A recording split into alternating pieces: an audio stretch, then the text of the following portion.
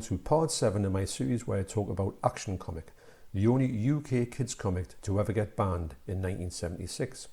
Now in previous episodes I've talked about my journey to finding out about Action and then going through all of the pre-bans up until the point where it got banned, and now we're into the post-bans. This is after the ban, and this is very much the watered down version of Action Comic. But when I've been flicking through these comics, which I'm going to go and reread the post-ban comics, I do think that there's some good stories here that I've kind of either missed or not just took any notice of. So I look forward to delving into them, and I will be doing another video to see what my findings are about the post-bans, because to be honest, I know the pre-bans off by heart. The post-bans are a bit of a grey area for me. So in the last episode, in part 6, I stopped at comic number 79. So I'm going to start at number 80 and I'm going to take you through to 87, which will be the last of the Action comics before merge with Battle Action.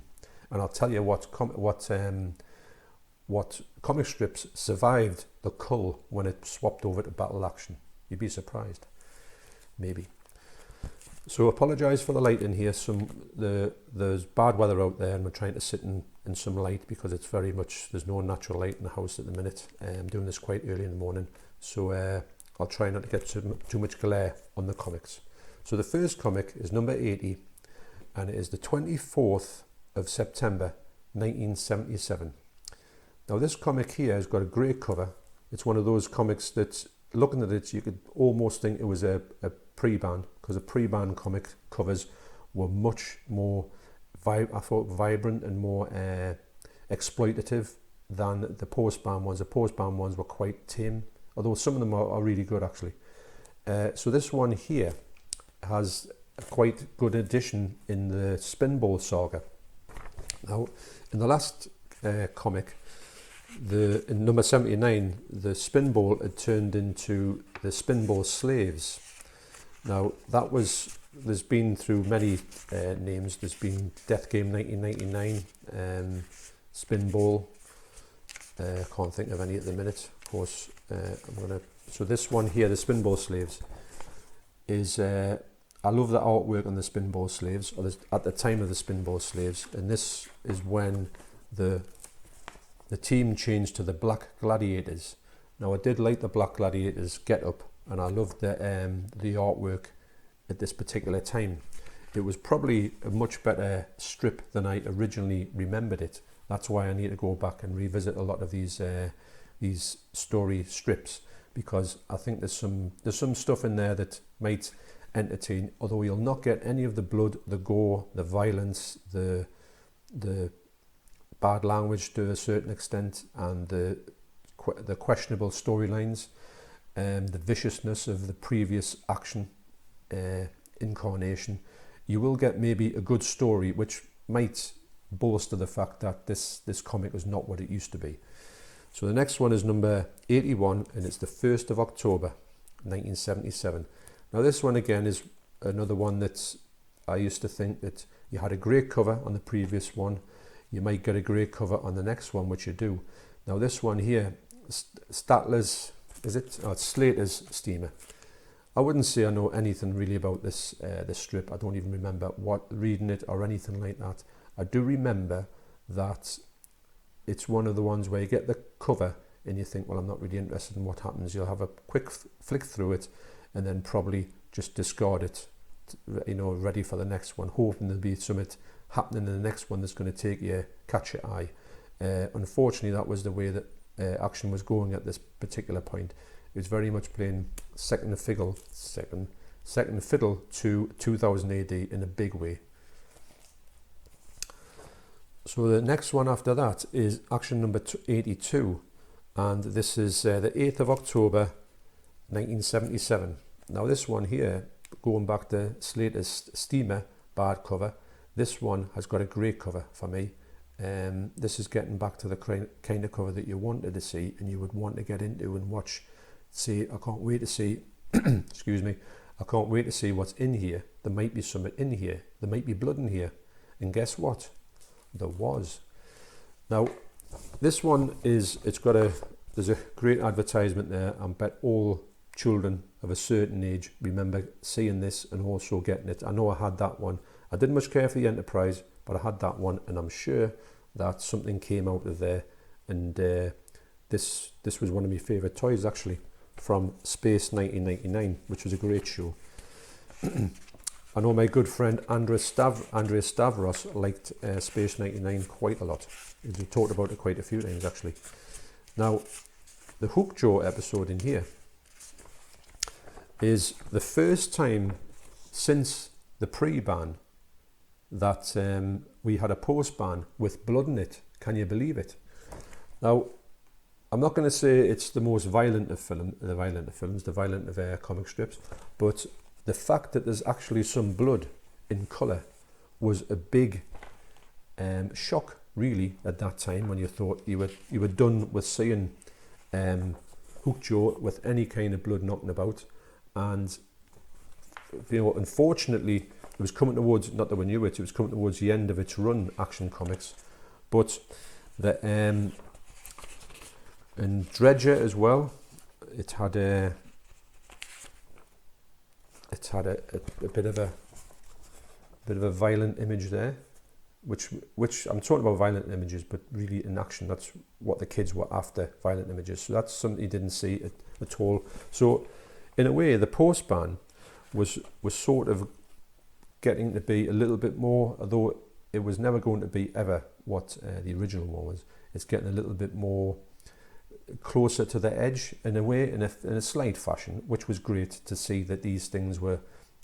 You've had months of nothing really in action to savour. These things are starting to pick up speed in a way.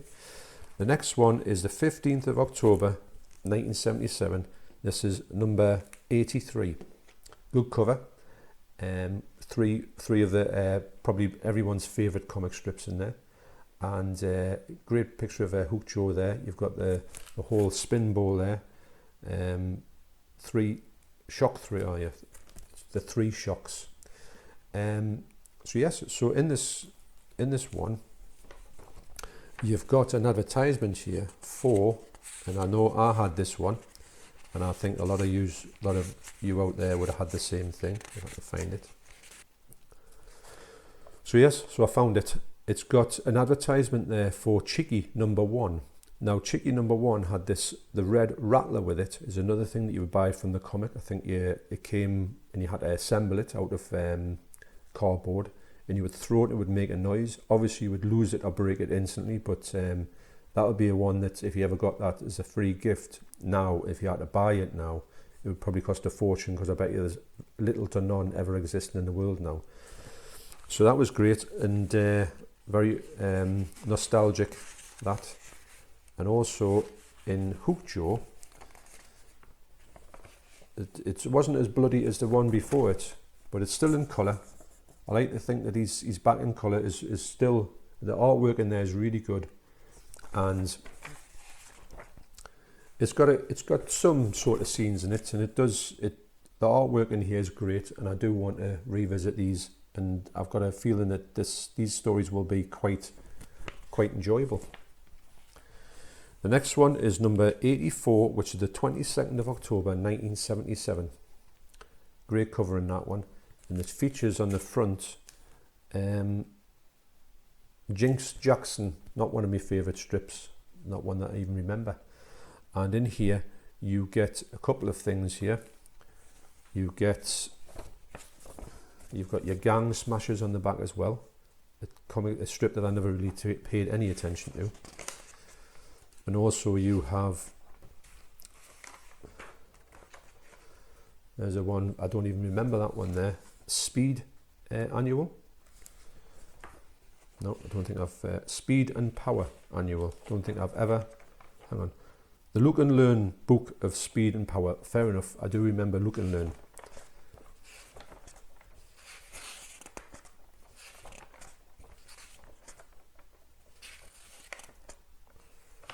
So you've got Hook Jaw back in colour there.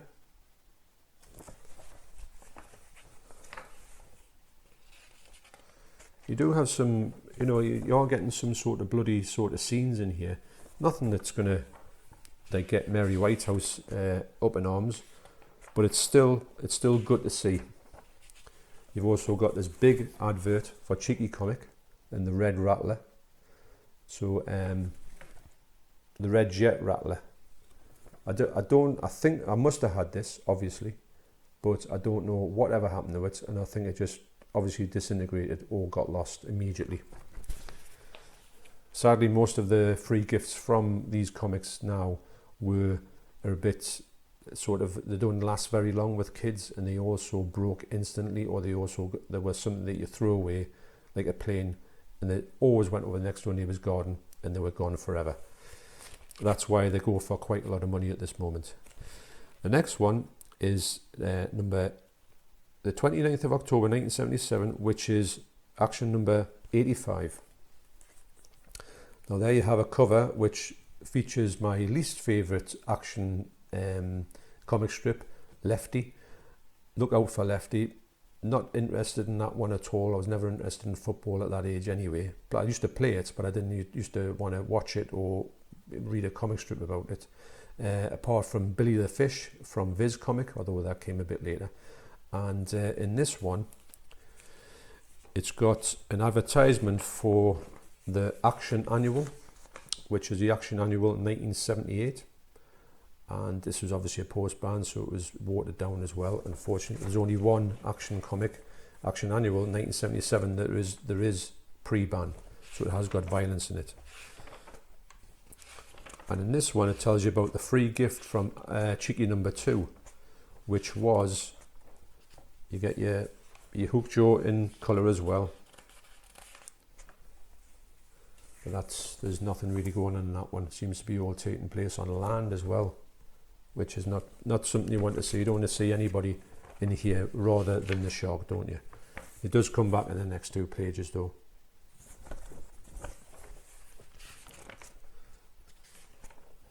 So, the Cheeky free gift in number 2, well, I do remember having this, is the Cheeky Fun Wallet. Now, I can remember that it opens up and you sort of, it's got like keys in it, you know, and you can get things for like I don't know, you've got to write things in it and stuff like that. It's in a ready reckoner type thing. I'm not hard to explain, but maybe it actually explains it more on here. There are 4 of these super wallets going. Which one will you get? Oh, they're all different and they're great for swapping. I didn't realise that. And that's not all, because you've got a riot of fun with zany characters through the week, plus your exciting action spots with the Space Family Robinson and the James Bold again on the trail of the supernatural. Well, there you go. You learn something every day. The next one is action number 86. It is the penultimate action comic, and it doesn't mention anything about what's going to happen, so you will get this one, the 5th of November 1977. You would get this one and you would think, great, we've got, you weren't even thinking about a merger or anything like that. You were just pleased to get action comic, although you weren't really excited about it when you got it and you looked at it. Now this one here, it features, is it Slater's Steamer? No, School for Survivors. And that was another one that didn't really excite me at all. Although it was starting to get a little bit more aggressive than the other ones were. In this comic, you have some things in here. You have the Hook Joe in colour again. Not too much action in there, or blood.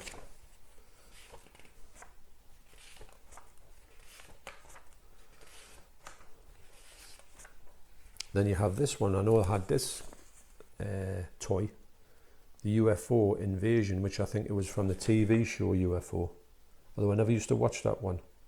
But I did have that spaceship there, and I do remember it had these green sort of plastic things here, which I did snap from overuse, and I lost that immediately, the thing that shot out the front there. But it was a great little toy, very heavy from what I remember. Sometimes I might have these toys if I was to find them. I could have showed them to you, but I remember this one is very much of a state of disrepair. Maybe in a future episode I will start to get a few of these out, and you can see these things as well that was in here. And also you've got the third gift in number 3 of Cheeky is a super metal pin-on badge. That's another one which I must have had, but God knows where it went, and I don't even remember it actually, if I'm honest. So sadly, the next comic is the end of Action. Now, this is the 12th of November 1977. This is officially when the Action comic finished. And when you see this on the cover, exciting news inside, it's one of those things where we'll call it clickbait. At this point, you think, great, something's going to happen. Maybe they're going to put all the gore back in. Maybe they're going to kill some of these boring strips off and put some real violent stuff back in. Maybe Kids Rule OK is coming back in the comic. So you pick it up and you rush home. I remember I did. And you pick it up, and then with the horror that befell everybody who looked at it and thought, then they realised what it sunk into exactly what the exciting news was inside. And it was far from exciting. So as you all know, in Action 87, Action comic, finished. And the strips that remains that weren't killed off that made it into the cut for Battle was, well, Spinball, but the Spinball slaves at that point, although I don't know why. I'm glad it went into Battle Action, but I don't know why it went in, because to me it wasn't anything like Battle, but I wasn't too bothered about that. You'll find that Spinball will be played in Battle Action on sale Thursday the 17th, and that's them obviously at the end of it. That's the great team that they had. Now I'm going to say that in this one, our Steel is in there, because I thought is Steel actually in this comic still. Like I say, I do want to reread these ones. As well, you have Dredger. Now Dredger came over. I can understand why Dredger came into the Battle Action, and he's going to come back in Battle Action. Jinx Jackson, unfortunately, didn't make the cut. He was finished off. And I don't know how that ended in, I don't know the storylines. I don't know why, if this was a good ending or not. But anyway, and it says down here, when two great comics merge into one, you will know you'll be getting something twice as good. Well, I beg to differ. School for Survivors as well. That's another one that didn't make the cut. That was finished off. And it looks as if they all kind of got off this island and they lived happily ever after, to a certain extent. Not one, not two, but 8 fantastic stories will appear in Battle Action. And you have Hookjaw. Now Hookjaw, which much to my disappointment didn't make the cut for Battle Action. I can see why he doesn't fit into Battle Action, but for me personally, Hookjaw was the best thing about Action. I followed it really for Hookjaw was number 1 for me, and I would look at his strip first and then the other ones, then the ones that I liked, in orders. So unfortunately, but the strange twist to that, if you can see it, is that on the last panel for Hookjaw, it says, Captain Duval paid me to make you think you had killed me in that fight. I can't really read this, I need my glasses on, but basically the end of it, it says, yes, the creep found out, but it cost him his life. He ended up inside Hookjaw because of his greed. But Hookjaw couldn't have survived that explosion. He caught the full force of the blast. At least I don't think he could have survived. But I guess we will never know. Now, as you can see there, Hookjaw kind of got blown up. But did he get blown up? I don't know. He's been in far more scrapes than that. He's been, God knows what's happened to him. So for me, I personally think that Hook Joe could still be alive now. I know this is 30 years later, but how long do sharks live for? I do think that in the future they could I know Hook Joe's come out in some standalone comics. I haven't got any of them. I don't know what they're like. Comment down below if you've got them and you think that they are good. They're good to get. I will get them if they're any good. But I like the fact that Hook Joe wasn't killed off, and that does make you think he's ripe for making a new comic. But will that ever happen? Probably not, unfortunately. Slater's Steamer as well, that was another one that didn't make the grade. And that ended in not really anything I don't even know what the story is in it, if I'm honest. This is an advertisement for Battle Action. And it's telling you all about the stuff that's going to be in next week, or the next episode of that, the next comic, should I say, of Battle Action. I don't know how people thought, who used to look at Battle, when it merged with Action, were you pleased to see some of your characters get killed off if they did? Now, I don't know anything about the last thing of Battle. I don't think I've got any before the merger, so I don't know how that went. So how would you feel about it as a Battle fan? What did you think about that? And then, unfortunately, Look Out for Lefty didn't make it through the cut. Oh dear, what a pity. Never mind. Personally, I was not a fan of him at all. And what did he do? He probably win the cup or something like that. And obviously, Hellman did make it into Battle Action. Obviously, he would be the main one to make it into there. And Hellman will battle on in Battle Action. Quip there. Make sure you join him. So, unfortunately, that was the last ever action. And it was not depressing, but it did make you think. I did carry on with Battle Action for a bit and then just cancel my subscription to it. I just thought, no, not my cup of tea. And funny enough, here is the first Battle Action on the merger, after the merger, should I say. And you do get a giant poster in it at the start, and that would make up with 4 parts in there. And it's got these advertisements, they call them the Big 7, with the strips inside this issue. And for me, it was even the characters in the other one, Major Easy, Johnny Red. I didn't really get into them. Not saying I didn't want to. Hellman of Hammer Force is in there. You have the Spinball Wars, like I say, which is, I like it, the fact that it's in there, but it's not really anything that I would say was anything that, I don't know, I'll have to read it, and it didn't really get much care and attention when it was in Battle as well. You've got Joe Two Beans, and also you've got Dredger as well. Now Dredger, excuse me, was he wasn't the best of drawn in the Battle Action for some reason, which I don't understand that. And the Sarge. So there you go. So that's this episode concludes all the action comics that were released, the 87 of them. Now, if you want to, you can go back and revisit them all, or you can, use it. If you're coming at part 7, you can go back to part 1, because all the links will be down there. The next part I'm going to do is all about the summer specials that came out between 1976 and I'm going to say round about 1982, something like that.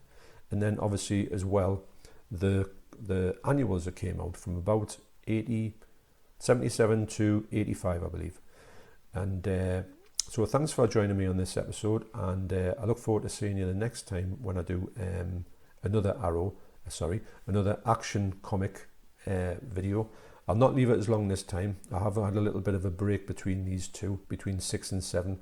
And after 6 and 7, after this summer specials, the annuals, I will do like a retrospective look at I'll read the post bands, and then I'll go through them and tell you a little bit more in depth with the actual stories and how they get to. And also, I will go into, I have got the battle, I did buy the battle actions in a sort of, in a collection, and they weren't that great quality, but you know, they were just there because I wanted to read the 3 strips that got in up until when they finished, and they do finish in battle action. So eventually, maybe 1 or 2 years later, all of the action strips were gone, and that was them in history.